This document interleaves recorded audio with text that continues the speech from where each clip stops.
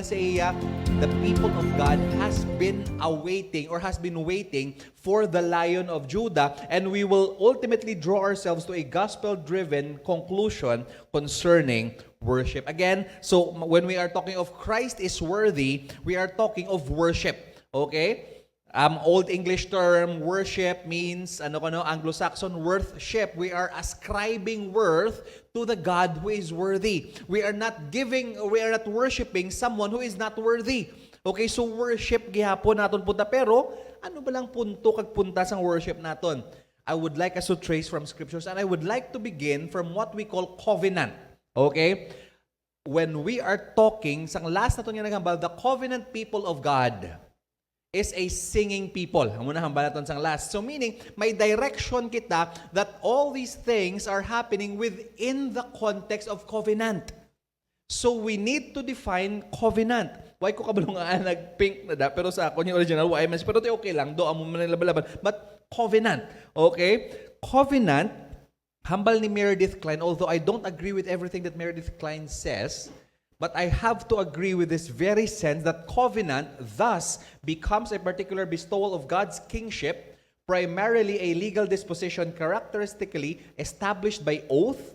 Take note of this. When we are talking of a covenant, it has an oath. It is defined by the term specified in oath-bound, divinely sanctioned commitments. You will learn this in covenant theology. But when we are talking of covenant, we are talking of commitments bound by oath with sanctions. Okay? It is commitments with oaths and sanctions. So dapat clear na sa aton, when you are in a covenant with a person, you are responsible for that commitment. And of course, ang example natin is marriage covenant. Okay? May commitment ka mo, may oath bound ka mo, kung gubuon mo na siya, there will be sanctions. But the context of biblical covenant is always in the context of kingdom. Covenant, hambal ni Meredith Kline, is kingdom administration. Or hambal sa libro ni Stephen Wellum, kag ni Peter Gentry, hambal niya that it is the covenant or the kingdom of God establishes His kingdom, or God establishes His kingdom through covenants. Okay? Kung meaning, may covenant ang Ginoo, nag-establish siya sang iya kingdom sa kalibutan. Amuning i-trace naton. So please, take note of what I am saying. And every time God establishes His covenant, He always chooses a person as what we call a covenant head or a federal head. Okay? Please take note of the language. Again, subong na ni. Okay? As what we have been learning, he needs to be a federal head, or there needs to be a federal head. What is a federal head? A federal head, when God covenantally deals with people through a specific representative on behalf of everybody under or within covenant membership. For example, wala man nag-use ang term nga covenant sa kay Adam. But reform, ang isa kasangasang reform, which the Reformed Baptists actually believe, is that God Himself has established a covenant with Adam. Some people would call it the Adamic covenant, some would call it the Edenic covenant, some would call it the covenant of creation, some would call it, the covenant of works. But although the terms can be interchangeable, I firmly believe from the bottom of my heart that it has been a covenant. It was a covenant. Okay? Nga a covenant because the very principle of covenant is this: whenever or where the covenant representative goes, the covenant membership follows. Take note of this. Where the covenant representative goes, meaning, kung sino ang head sa covenant naton, kung sa diin ikaw naka-intra nga covenant, everything nga gin-accomplish sang covenant head or federal head, ikaw makabatsyag kag makaagom sang either reward or punishment within the covenant. Clear siya sa aton? Whatever or wherever the covenant membership or wherever the covenant head or the covenant representative or the federal head goes, everyone within that covenant follows. Meaning, when Adam has been, or if Adam is a covenant head, kung ano ang nakuha ni Adam because of either obedience or disobedience, kitatanan. Nga kitatanan? Because it is a covenant of creation. Everyone within earshot, everyone within, nga ginbata sa kalibutan. Sino na sa inyong wala pa na bata? Tanan kita na bata, okay? Naghalin kita sa chance ang iloy naton, hopefully sa iloy ninyo, okay? Naghalin ka mo sa chance ang iloy ninyo, meaning sir, that every time nga nabata ikaw, you are automatically in Adam.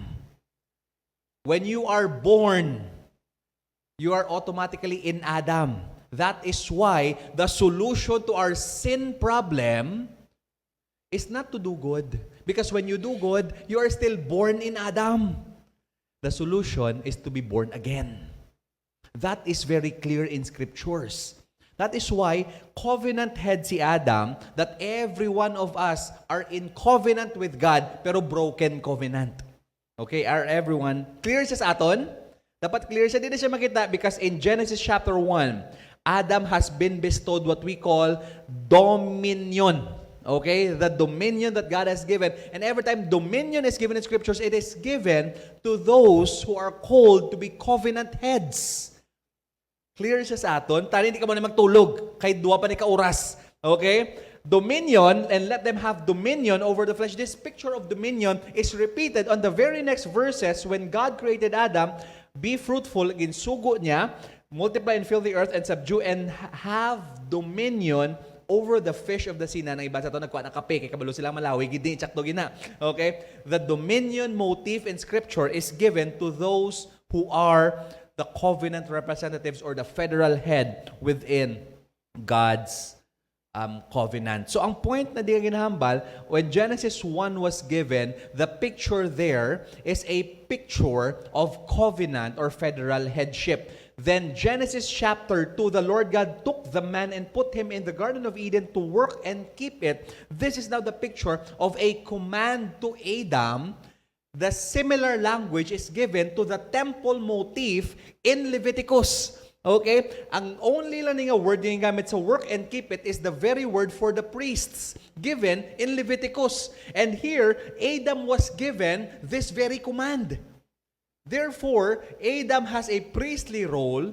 He also has the prophetic role. Anong prophetic role ni Adam? Natunan nyo na isang last prophetic role.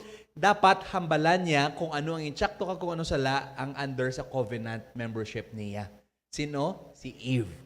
That is why Adam sinned. He did not exercise his prophetic role towards Eve. Kaya tumaray sila ni Eve. Nagsala si Eve. Dapat hambalan niya, oops, that's wrong. That's sin against God. But both of them ate. And not only that, this picture of covenant membership is what we call kingship. This covenant membership, this covenant headship is what we call in Scripture as actually kingship. So this very picture of covenant with Adam is a picture of our king. Okay, amo na siya pagplastar. So ang question ko, did Adam obey the command of God? No. Genesis 3 happened, and we all know that Adam sinned. And because of that, because of Adam's sin, sinong under sa covenant ni Adam? All of us. That is why Romans 5:12 to 17. Let's open our Bibles to Romans 5. Some of us may memorize this, but this is crucial language. Romans 5. I will read it. And you will read it there sa kunding kamagapoko. Therefore, just as sin came into the world through one man and death through sin, and death spread to all men because all sinned. For sin indeed was in the world before the law was given, but sin is not counted there where there is no law.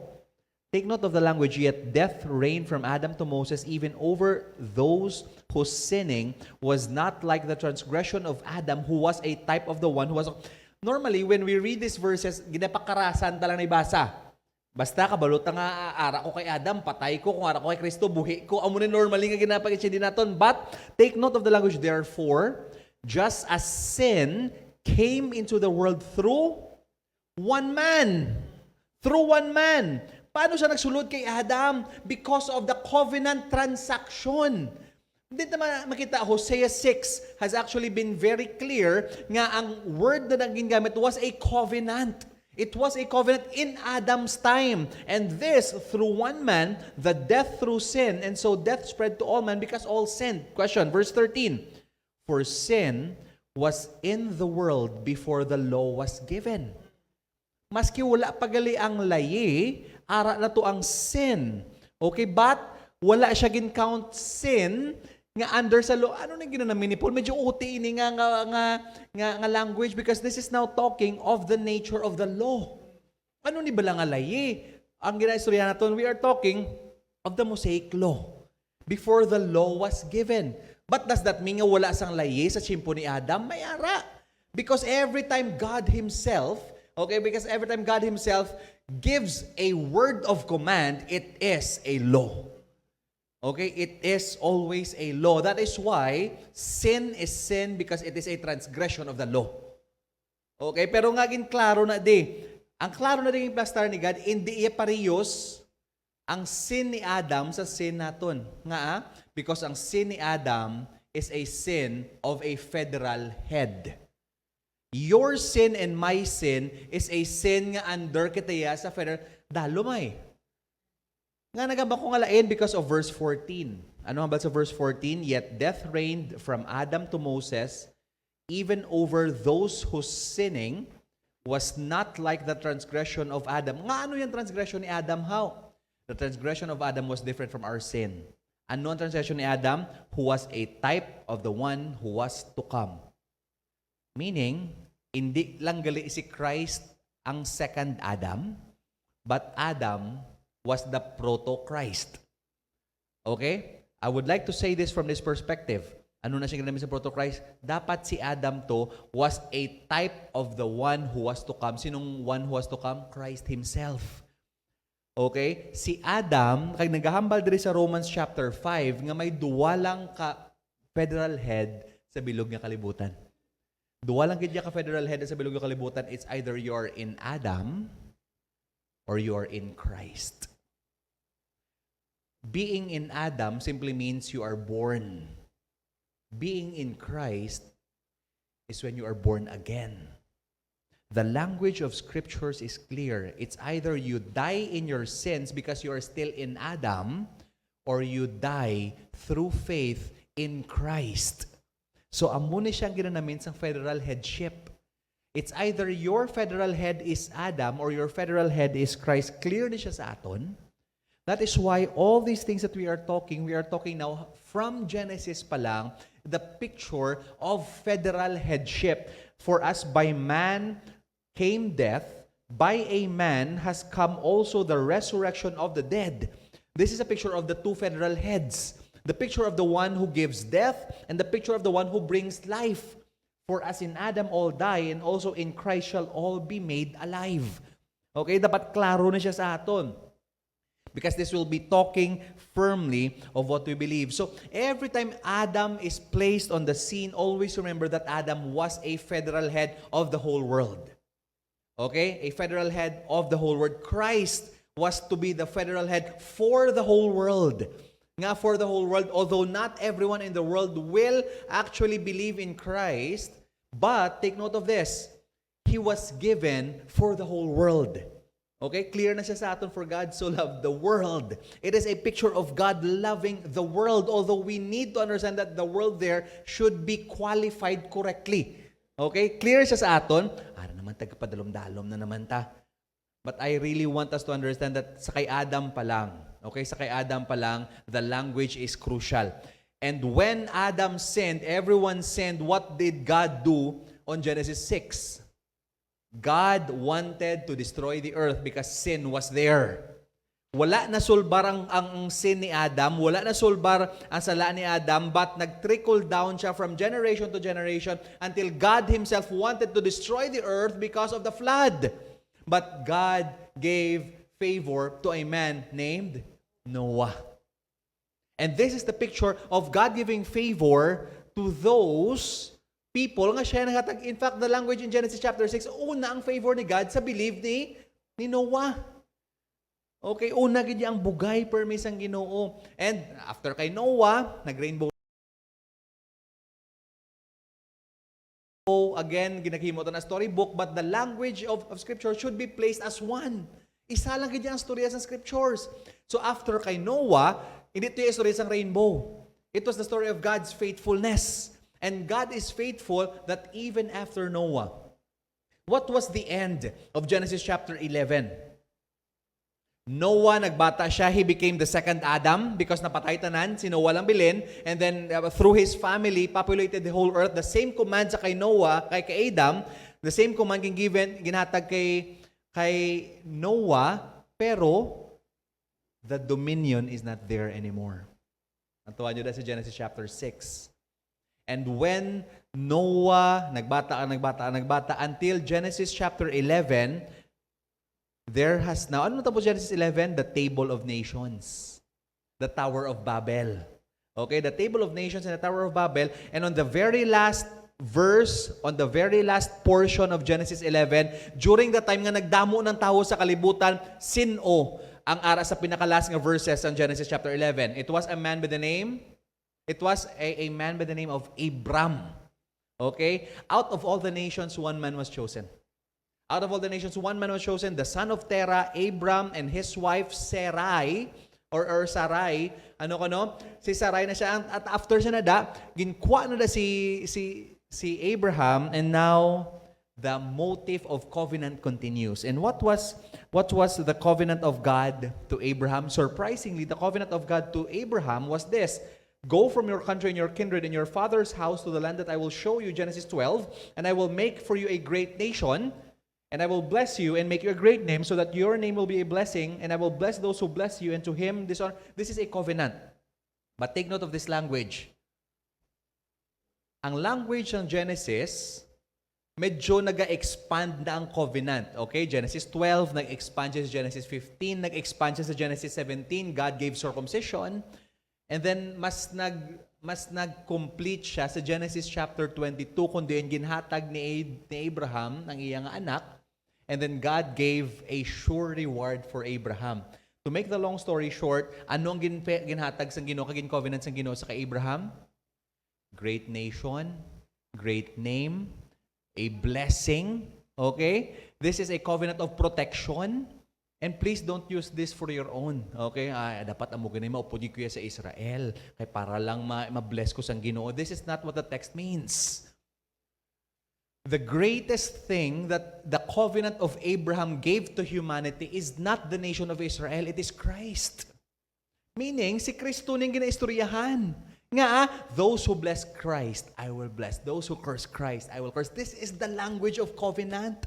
And this picture of Genesis chapter 12, okay, is a picture of God creating His great nation, great blessing, great name, protection, God, may land ba? What is this picture? This is a picture of a kingdom. God is trying to build a kingdom. But there is something crucial na gindugang sang Ginoo sa Genesis 17. Open your Bible to Genesis 17. Nama ko sa inyo, buksin nyo yung Bibles.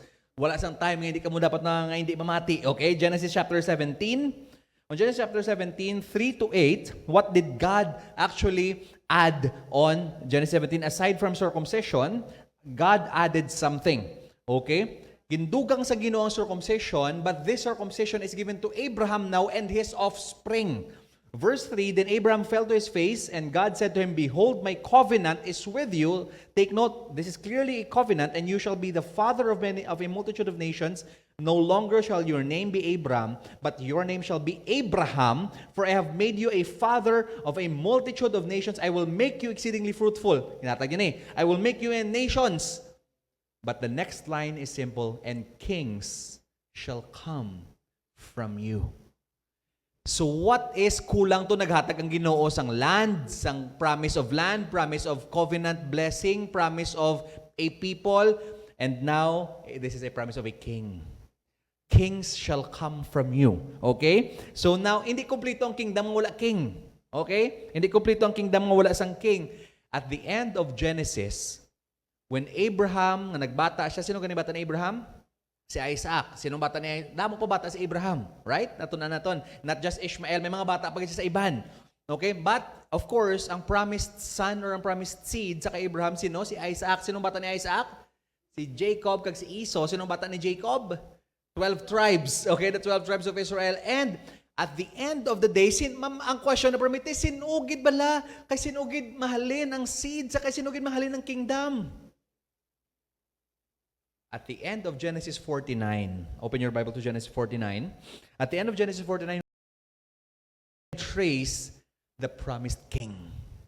The promised king will be passing through the loins of Abraham, through Isaac, through Jacob, and through Jacob, it is not Reuben, it is not even Joseph. On Genesis 49, it was Judah. So now the promised seed is Judah. Judah, your brothers shall praise you. In fact, this is a play of words because the name Judah means praise. Your brothers shall praise you. Your hand shall be on your neck of the neck of your enemies. Your father's son shall bow down before you. Judah is a lion's cub, meaning bata pa na siya ng leon. And someday, he will grow into a big lion. Okay? From the prey of my son you have gone up. He stooped down and crouched as a lion, as a lioness. Who dares rouse him? Verse 10, the scepter, this is the picture of rule and authority. The scepter shall not depart from Judah, nor the ruler's staff from between his feet until tribute comes to him, and to him shall be the obedience of the people. So what was the picture here? Out of all the 12 tribes, it was Judah who will become the king. So sa Genesis pa lang, now we are seeing the motive of the Lion of Judah. Okay? So ang muna sa plastada. So when we are talking of the Lion of Judah, we are talking of kingship. Okay? We are talking of kingship. Clear na siya sa aton? Okay? When we are